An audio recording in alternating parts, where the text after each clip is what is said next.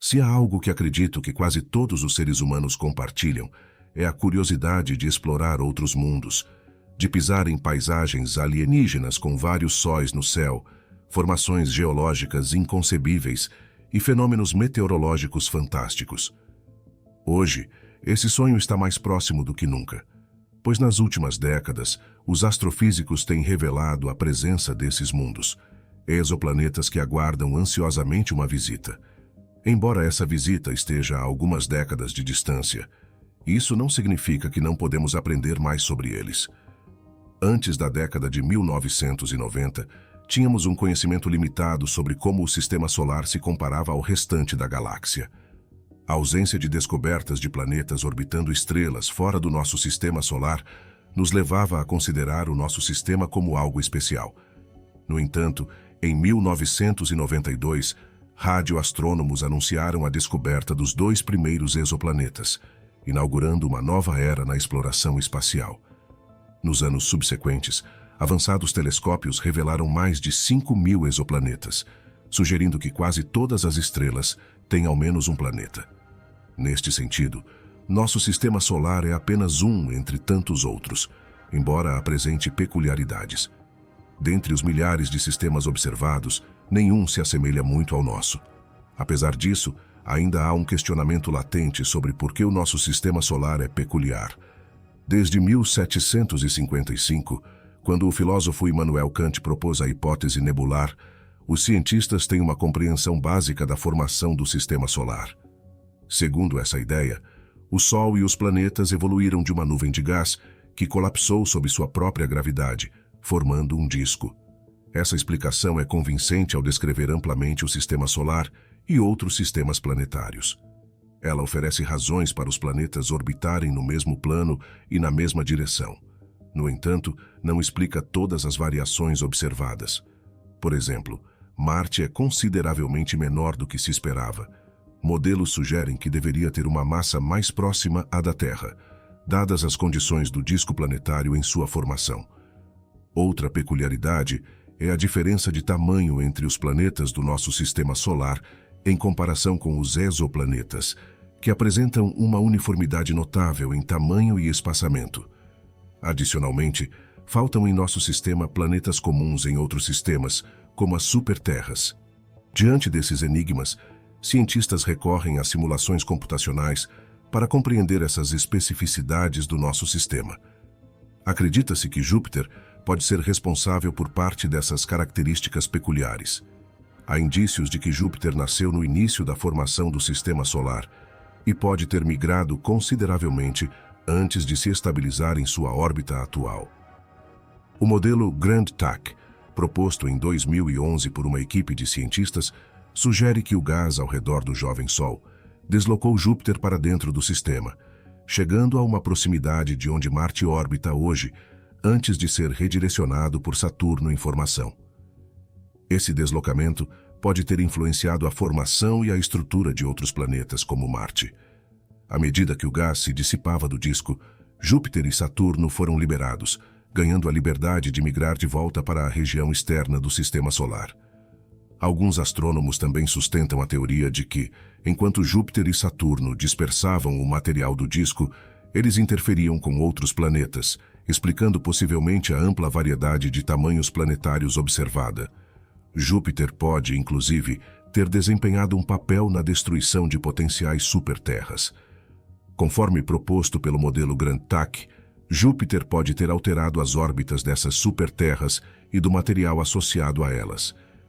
Caso essa teoria seja precisa, teria gerado detritos que desaceleraram e conduziram todo o sistema em espiral em direção ao Sol. Embora a certeza sobre esses eventos seja difícil de alcançar, é evidente que a formação planetária não ocorreu de maneira ordenada e estática. Além disso, se essa narrativa parece caótica, os objetos que interagem com Netuno podem ter enfrentado um cenário ainda mais turbulento. Esses objetos têm órbitas irregulares e frequentemente não compartilham o mesmo plano que os planetas. Apesar disso, se seguirmos o modelo nebular que sugere que esses objetos evoluíram do mesmo disco que a Terra, algo deve tê-los alterado significativamente. Agora, falando de outros sistemas estelares, como dito, temos uma quantidade crescente de exoplanetas, os cientistas têm debatido sobre como classificá-los. Surgiram comparações coloquiais com os planetas do nosso sistema solar para facilitar a compreensão. Um grupo significativo, conhecido como jupiterianos, mundos muito semelhantes a Júpiter e Saturno, cerca de 10 ou 20 vezes maiores que a Terra. Estes foram encontrados nas partes remotas e frias de seus sistemas, algo esperado. Surpreendentemente, descobrimos também o oposto, os Júpiteres quentes.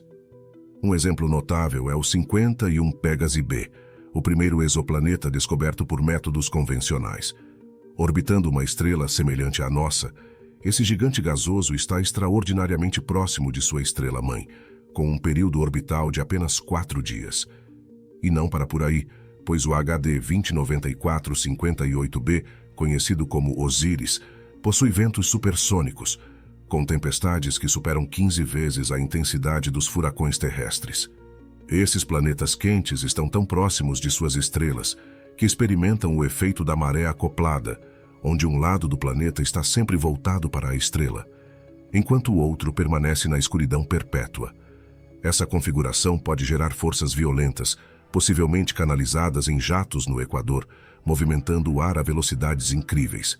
Por exemplo, em Osíris, os ventos foram estimados em vários quilômetros por segundo, superando os furacões mais poderosos da Terra. Além disso, Osíris está perdendo sua atmosfera, deixando uma cauda titânica, semelhante a um cometa. Os cientistas estão estudando esse escape atmosférico porque, assim como as estrelas evoluem, queremos entender como as atmosferas dos planetas também evoluem. A atmosfera da Terra é um reflexo do passado, do que foi perdido e formado inicialmente, influenciado pela estrela. Compreender esses processos é fundamental para desvendar os mistérios da formação e evolução dos planetas. Outro tipo importante de exoplanetas são os planetas terrestres, como Vênus, Marte, Mercúrio e a Terra. Apesar de possuírem tamanhos e massas semelhantes, suas atmosferas ainda não foram totalmente analisadas. No entanto, a verdadeira complexidade emerge ao examinarmos o catálogo de exoplanetas.